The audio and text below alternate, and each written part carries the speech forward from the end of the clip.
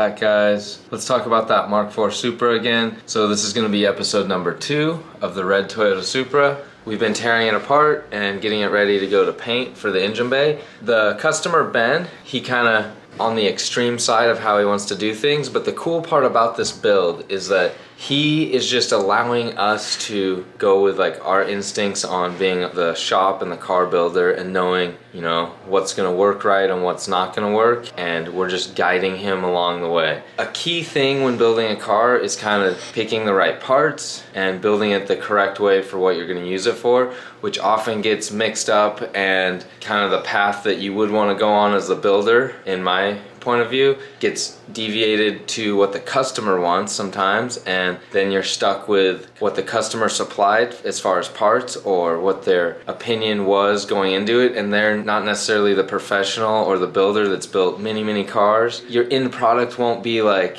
the greatest because it's like some of my input and half of their input, or maybe more than half of their input, and I just have to do what they're asking, which is how it goes sometimes. But on a build like this Supra that we're doing with the red Supra for Ben, it is, I'm genuinely excited as if it was my own, because he's just saying do it how you would do it, and then he's funding it. And that's not every customer, that's like very few and far between. There's a handful of customers that will do that, maybe one a year, let's say, in a shop. And you know, you can only build so many cars a year in a shop, 10 cars, maybe even less than that, depends how big of a build we're talking about. This is a complete tear down and rebuild, and the cool thing is he just said, yeah, if you're advising to do that, let's do that. So we began tearing down this motor, a little bit rusty, intake manifolds off, turbos are gonna come off shortly, and then we're going to get rid of the stuff he doesn't need and minimize down to just what he's gonna use for his current build. Stuff like this hard line here,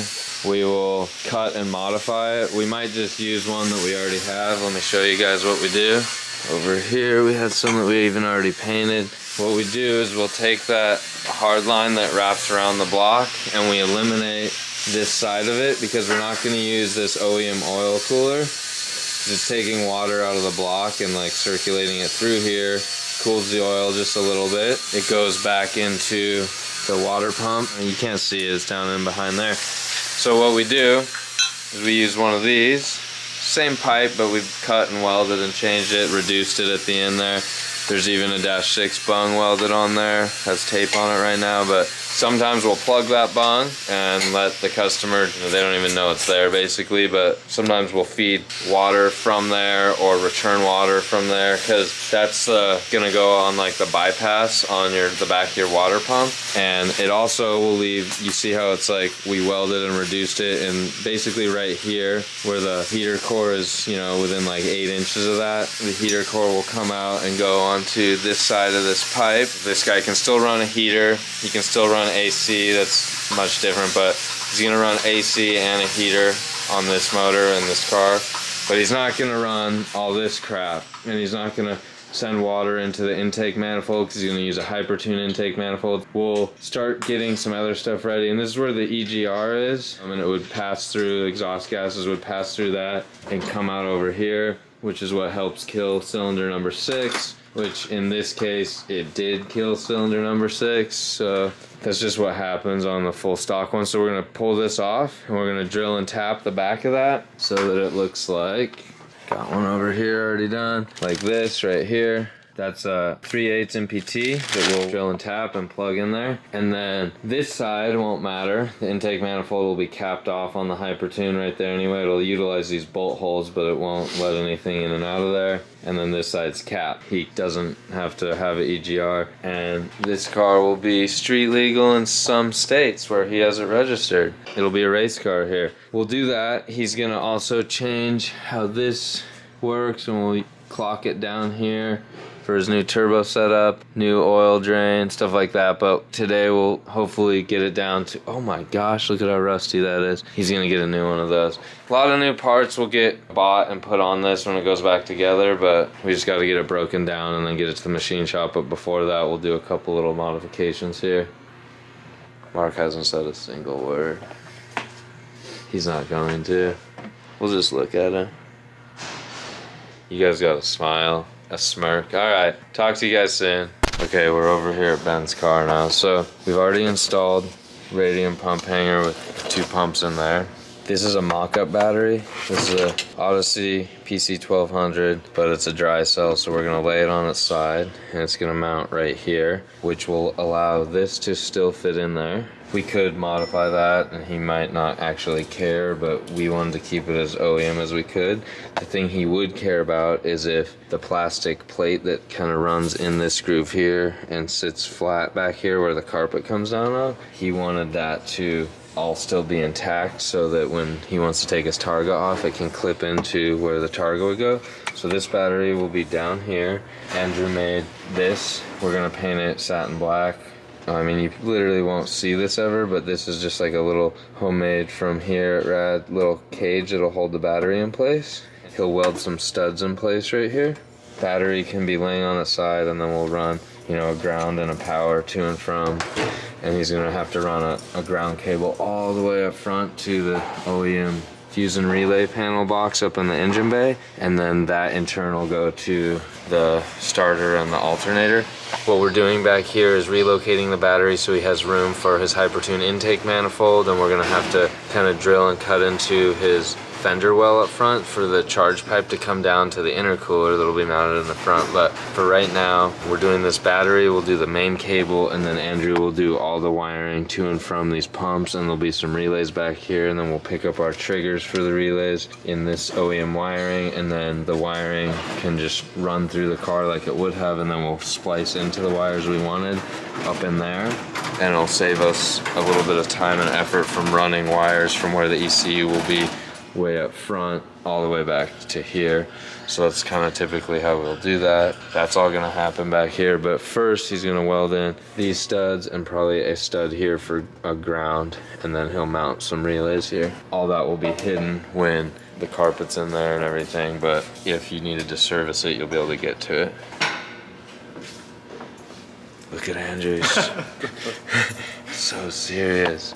We'll update you guys in a little while. The head's about to come off, huh? Yep. Head's coming off, and we'll get to look inside there, guys. And then next, Mark would roll it over and make a humongous mess. It's already messy, it's gonna get worse.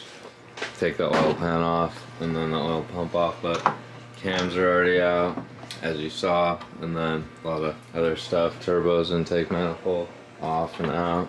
Man. Gonna get dirty, so then Mark will work on the head once it's off. He's just got to set it up there, and he can work on drilling and tapping that. A lot of stuff to do, and then maybe tomorrow we could drop it off at engine supply. We'll find out. Coming soon. Actually, we'll be over here in a second because you guys probably want to look down inside the cylinders, and we'll see if it's like a little bit messed up on number 6 or what it looks like in there, or look at the valves on number 6.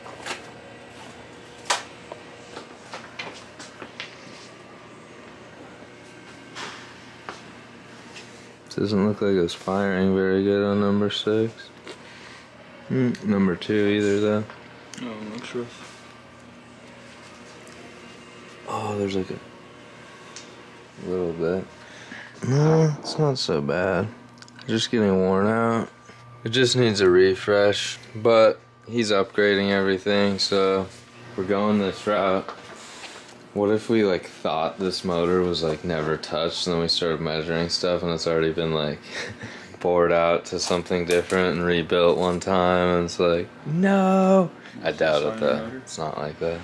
Let's use this on your GE. Yeah, we'll just reuse a head gasket. That would be great. We would never do that.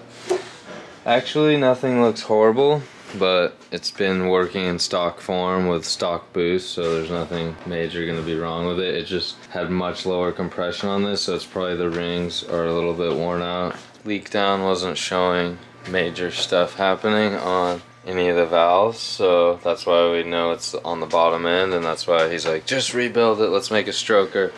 We're going 3/4 stroker here, guys. We're gonna order a bunch of really cool parts, and then this will go to the machine shop, and we'll kind of show you guys what we do. Update. Let's check this out. The main bearings looked really healthy on this motor. It probably just got too much heat, cylinder 6, lost a little compression. Whoa. Kyle's here, guys, one of the customers, so I'm gonna have to go.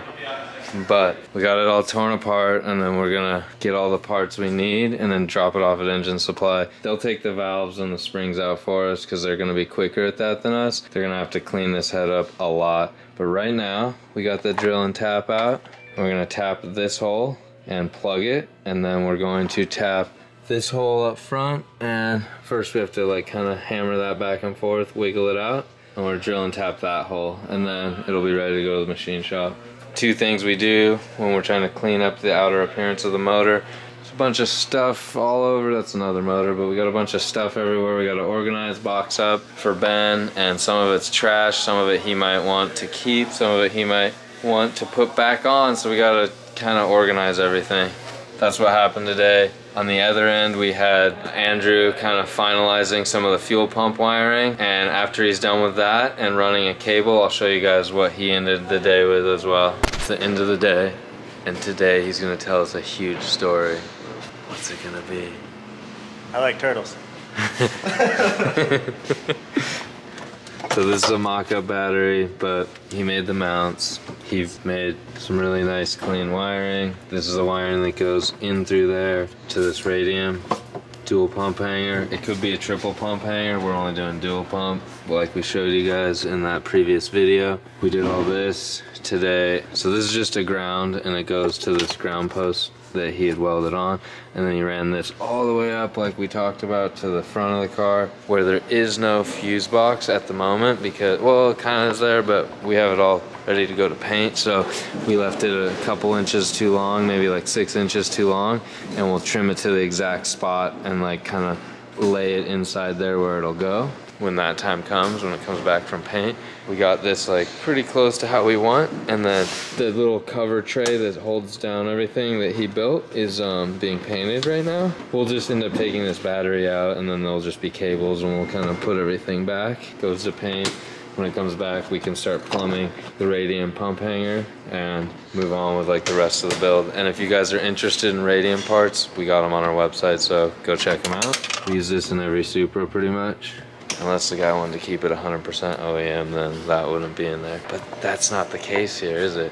Well, that's what we did for today. We'll keep you guys informed. Next up, we're gonna go pick up the seats from upholstery, and you guys will see the transformed tan seats that are now black, and bring them back to the shop, but you'll get to check out the upholstery shop and stuff like that. We'll do that next. Talk to you guys soon. You got your tea. Engine updates on Ben's red Supra. We got the block in here, we got the head under this towel. You can see the pan there.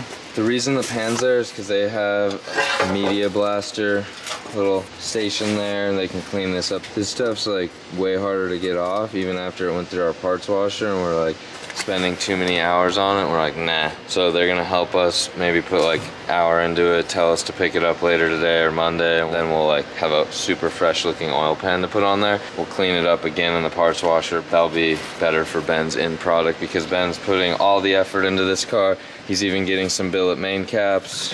I mean, everyone should have billet main caps. Get the Rad Industries 2JZ billet main caps. They're on our website, check them out. He's gonna do those, head studs, main studs, CP pistons, Carrillo rods, and then he's doing GSC S1 cams, GSC conical valve springs, and GSC super alloy valves, intake and exhaust. Check it out, the ultimate crank. So this is a Run BC 3/4 stroker crank. It's a lightweight, part number 5309 LW.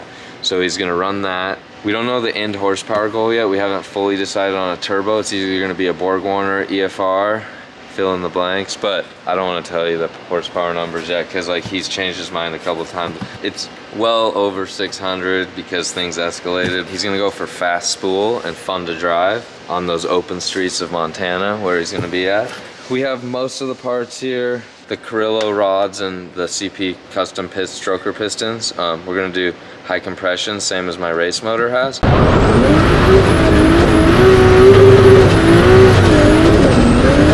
Those are going to be probably 5 weeks out, so we're gonna get started on this, and then hopefully the GSC stuff shows up in the meantime. Get the head done. We're gonna even get the head ported. Hopefully get the stuff back around the time the paint is done on that car, and then we can hustle and get some stuff back in the car and do the fab work and then the wiring, and then get this car on the road. Let's head over to the machine shop, say what's up to the guys, drop off all this stuff. Okay, we're over here. Let's say hi to the boys. Jesse, camera time. Paparazzi's here. Paparazzi's here. Jesse loves the camera. He measures a lot of stuff over here. You stroking that one, Mason? Yes, I am, sir. This is what they do over here. Stroking rods. Polishing rods. That's a nice camera. Got a fuzzy on it. They're gonna handle all the machining.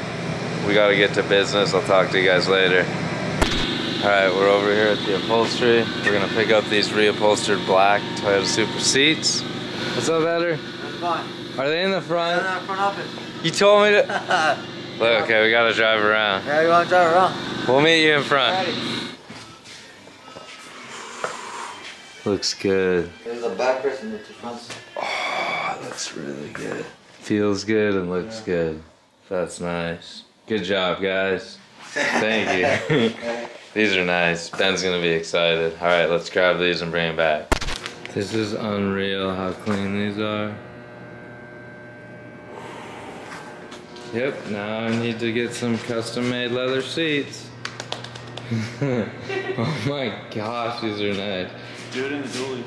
Oh, not the dually. Yeah, these are not cheap, but they came out really good with real leather.